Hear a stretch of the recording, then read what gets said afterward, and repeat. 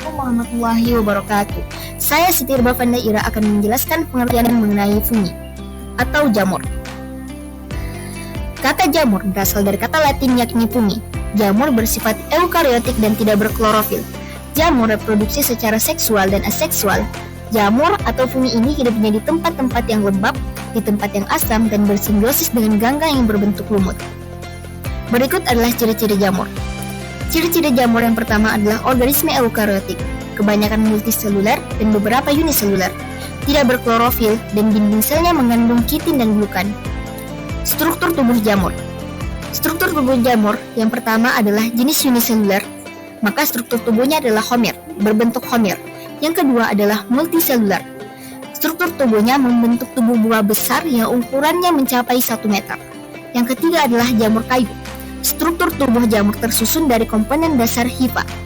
Pengertian hifa yaitu struktur menyerupai benang yang tersusun dari dinding yang berbentuk pipa. Klasifikasi jamur. Berdasarkan cara reproduksi seksualnya, jamur terbagi menjadi 4 divisi, yaitu zygomicota, ascomicota, basidimycota, dan deuteromycota.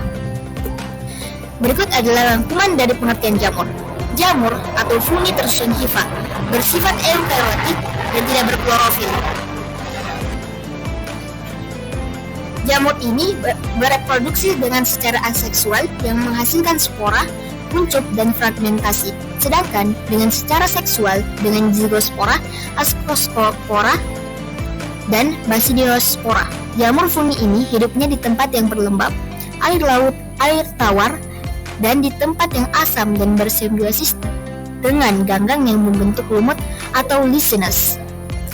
Reproduksi dan peranan jamur. Seperti halnya hewan, jamur merupakan organisme heterotrof. Jamur bertahan hidup dengan menyerap nutrisi dari lingkungan atau tubuh hewan yang telah mati. Jenis lain jamur. Jamur lainnya mendapat nutrisi dari organisme yang masih hidup dan merupakan parasit penyebab penyakit. Dan ada pula jenis jamur yang melakukan simbiosis mutualisme dengan organisme lain, termasuk licenous dan mycorrhiza. Cara jamur memperoleh nutrisinya. Berdasarkan cara memperoleh nutrisinya, jamur dibedakan menjadi jamur saprofit dan jamur parasit.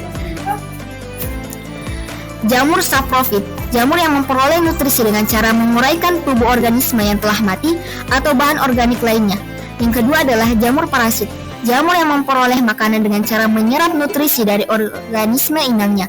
Jamur ini dapat menimbulkan penyakit pada organisme yang ditumpanginya. Peranan jamur dalam kehidupan manusia.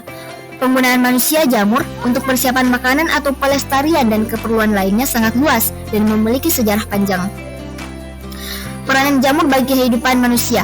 Peranan menguntungkan adalah sebagai pengurai, dapat dikonsumsi sebagai obat-obatan, dan dapat meningkatkan kesuburan tanaman.